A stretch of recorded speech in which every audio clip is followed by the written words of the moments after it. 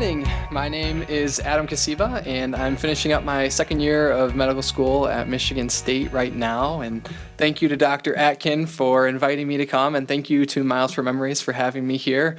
It's a pleasure. I was here last year, and it's great to be back. I'm sure all your brain lobes are full of information by now, so I'll try to keep this short and keep it a little bit more clinically relevant with some of the diagnostic techniques that physicians use when you go into the office. If you've had the same doctor for a while, what are they looking at when you come back in after a while, and so on. So, you're returning to your doctor. One of the things they'll look at is how are your movements. If you're walking normally and using your arm movements normally, this is one piece of the puzzle to let them know that, hey, your function's intact that controls those areas of the body. We'll talk a little bit more about this, but having a doctor who knows and is looking for particular pieces of this is really key. When you're walking, do your hips go at the same height in each step, or is one drooping a little bit? So these are important pieces that allow us to know if there's something going on that maybe other people don't notice, but you got to be looking at those specific things. Do you have a wide stance to your gait when you walk? These are important parts.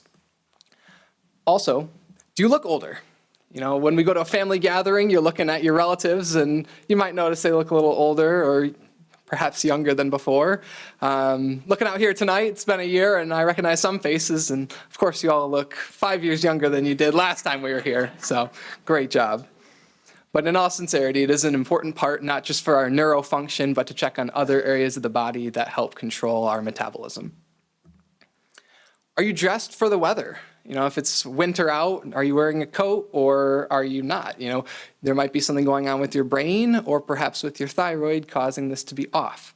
And of course in Michigan, it's always a game. You wake up and it's snowing like today, and then by the evening it's nice out. So there's some flex here, but it's a general thing to be concerned about. What are your facial expressions showing? You know, you come in, are you able to smile equally on both sides? You know, if a doctor asks you to smile and then frown, do those muscles go in the same direction and in the same amount on both sides? And they can be subtle changes or they can be very drastic changes, but it's something that we like to look at as it allows us to sense if your brainstem is working in other parts of the brain. And then, are there any excessive movements? Are you having any contractions of your arms? Are you having slowness with your movements? I know we've talked quite a bit about the dementia, so I won't allude too much on this. The mental status is another big piece of the exam, and we've been going through the lobes: frontal lobe at the front, parietal lobe here at the top, temporal by your ear, and then your occipital lobe and your cerebellum there in the very far back. But let's talk about some different techniques that are used to assess these areas. So one thing that a doctor might do is ask you to remember 3 words. They might ask you to remember the words apple, train, and bunny. So I'll have you guys remember those: apple, train, and bunny. So what we're doing here is getting your frontal lobe to remember those 3 totally random, totally separate words for a short period of time. Is your cognition able to focus on that long enough and then be able to remember it a little while longer? Another piece, they might ask you to spell world backward or another word. And so what you have to do is think about that word in your mind, have it spelled there, and then go backwards through it. So being able to do that is a function of your cognition and being able to pay attention to that. What's your name? Well, another function of our temporal lobe and the ability to have memories long term. There's many areas to the brain, but temporal lobe being one of those that holds on to those memories for a long time. And then, is your sensation intact? A doctor might take a little cotton swab and go along your arm or go along your leg. They might follow it up with something that's a little bit more pointy. And then after that, it might be something that vibrates. So these are all different sensations taken in by different types of nerve fibers, but they all relay up to the parietal lobe at the top of our head. And so being able to have that sensation intact is telling your doctor that, okay, your parietal lobe, at least part of it, is probably doing good. And then all the neurons that carry the sensory information from your skin to your spinal cord and all the way up, that those are intact. Continuing on a little bit more with our mental status, we've got the cerebellum in the back and the amygdala and hippocampus. I know you all have been hearing a lot about that tonight, but we'll repeat it one more time just so you can remember it and put it into your temporal lobe. So, where do you live? Being able to associate these things and hold on to them long term is going to be something that's associated with the hippocampus and the temporal lobe.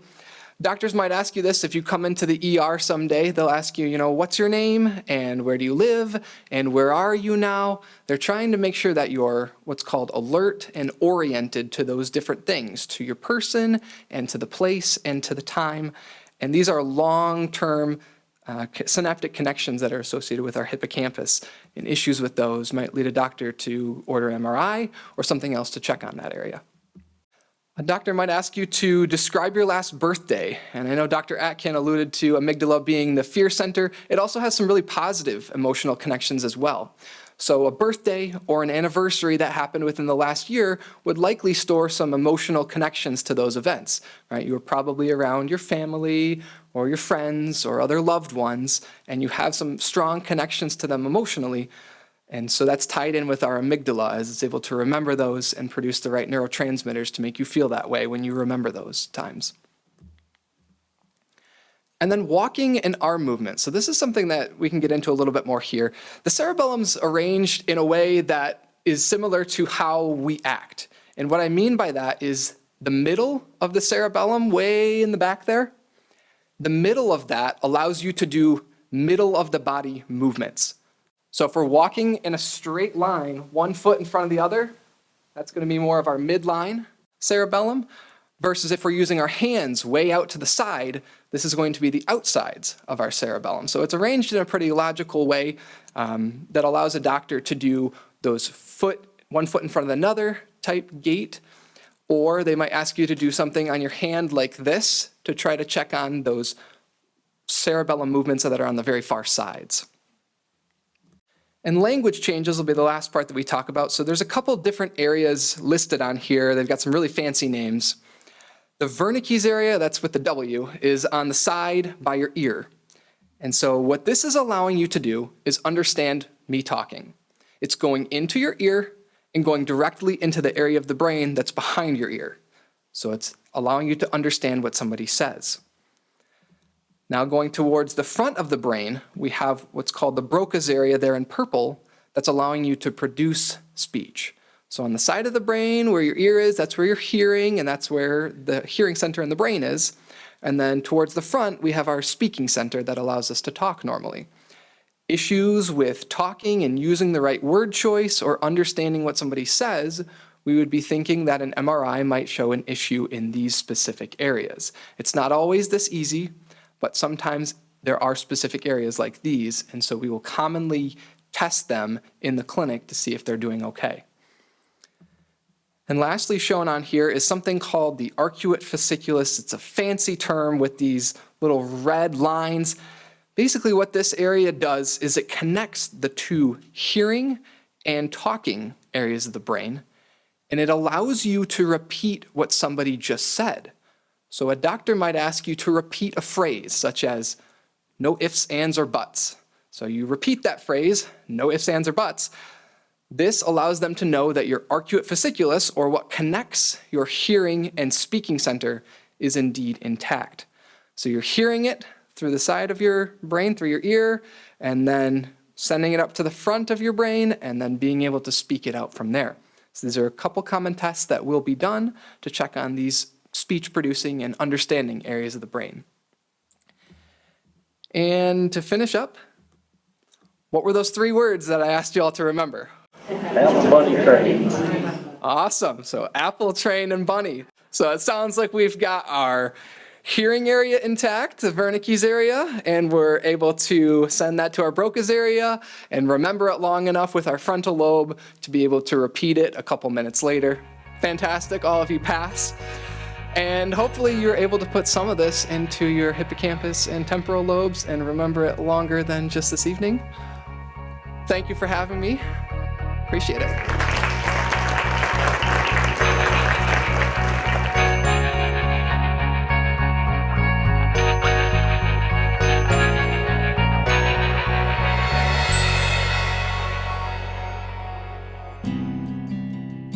That's the thing, Gran. She's so beautiful. Everyone likes Princess Moon, but she's nothing compared to the other princess, Princess Ocean. She's blue, and her purple dress turns her into a mermaid when she returns to the ocean. That's nice, dear. Now remember, Monica, what we talked about. Let's not talk so fast when we speak to Grandma, okay? Oh, I'm sorry. It's okay. We just want Gran to be able to listen to everything you're saying. That's right. I forgot. Oh, you two. You worry about me too much. Just looking out for my favorite person. I thought I was your favorite person. Oh, well, you're my favorite little person. You're both my favorite people. Now, let's finish this walk. My legs are getting tired.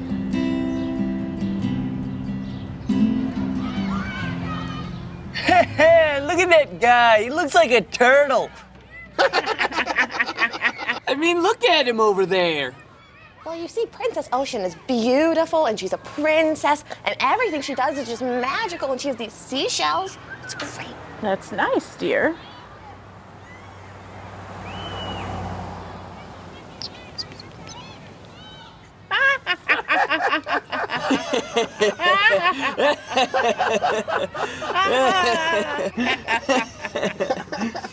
Hey, guys. Hey, Monica, who was that you were with? Oh, that was Gran and my grandpa. They're the best. More like they're the oldest. Yeah, Monica. Why are your friends so old? So old. What do you mean? Grandparents are supposed to be old. Like, your grandma is so old, she needs a cane to get around. And you have to talk so slow so she can understand you. Does she even remember your name all the time? Why are you talking about my grandmother like that? She has dementia. Sometimes she just gets confused. It doesn't mean she doesn't know who I am. Yeah? Well, maybe old ladies with canes who can't remember anything are the only friends you get. You're all being really horrible. My grandmother needs her cane to get around. She has dementia and trouble walking sometimes. It's not okay to make fun of her for it. Or me. So why are you all being so rude? Did you see how crooked her glasses were? Hey,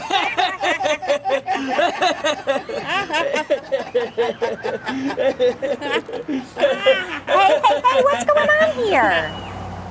Mikey, Derek, and Lenny said my gran was really old and they were making fun of her glasses and that she walks with a cane and how she gets confused sometimes. Slow down, Monica. Take a deep breath and tell me what happened. They were being bullies. Boys, is this true? We were just having some fun. You think bullying is fun? I mean, Derek was talking about the kid over there that looks like a turtle. And Monica and her grandparents were walking by and... So you were reinforcing Derek's bad behavior. Do you boys even know what a bully is? Yeah, it's someone who punches or kicks a weaker kid. Well, yes, a bully can be physical, but a bully can also be someone who uses his words to hurt others. But we're just having fun. Well, there's a difference between a joke and using your words to hurt someone in order to make yourself feel better. When people try to make themselves feel better by hurting others, there's usually a reason. Tell me, boys, why did you make fun of Monica's grandmother? I don't know. Derek did, so... Yeah, Derek did, and I'm his friend, so I guess I did too, because of that. And Derek, why did you think it was funny? Look, I just did, okay? It was funny. She's a weird old lady who walks down the street in her pajamas sometimes. Gran has never done that. Well, mine has, and it's weird and embarrassing. I see. You know, Derek, it's okay to be angry or sad or even embarrassed when someone we love has dementia. It's a tough thing to deal with for everyone, but it's not okay to take all that anger and sadness and use it to hurt others. Okay, let's try something. I want everyone to imagine 4 perfectly beautiful little purple birds. Do you see them? I see them. I see them too. We do too. Good. All right, now those 4 little purple birds are perfectly fine and unique and special, just like each one of you, right? All right, now imagine they can't fly like other birds. And now imagine the 4 birds are being made fun of by all the other birds just because they aren't all the same anymore. Why would they do that? Well, sometimes they think it's funny.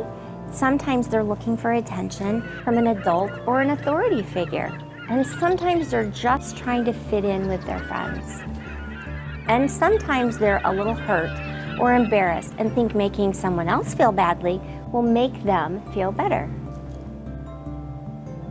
But does it really make you feel better, Derek? No. Do you know what might? You know better than anyone else how Monica feels.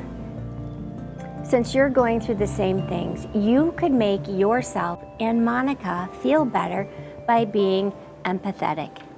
Empathetic?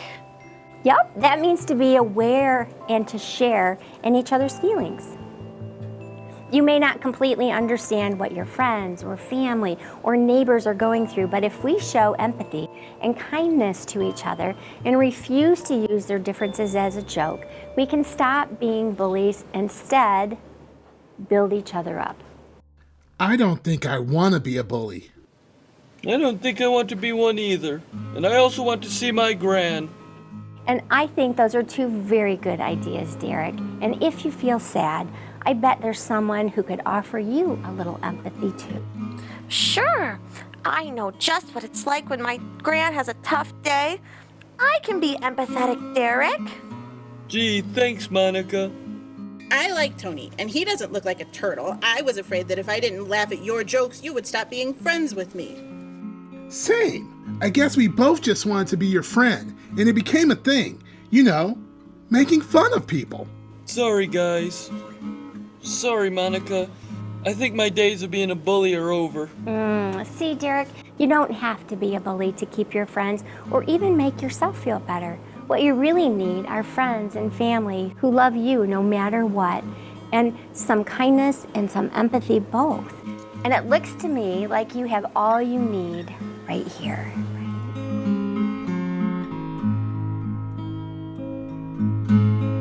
Today I learned that when my grandma does and says things that embarrass me, she's not doing it on purpose and can't help it.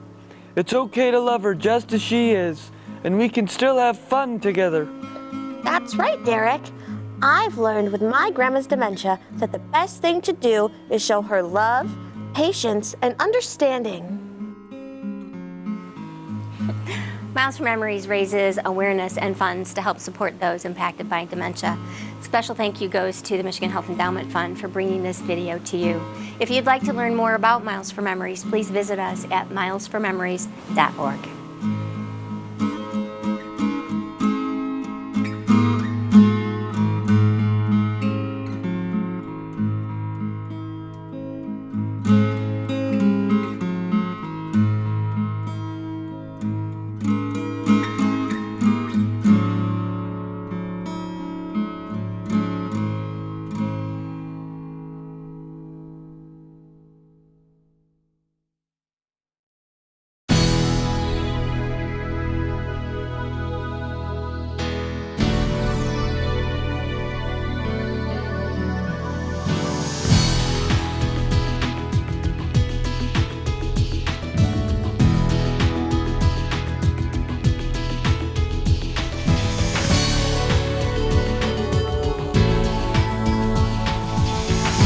Access Vision. Your voice, your community.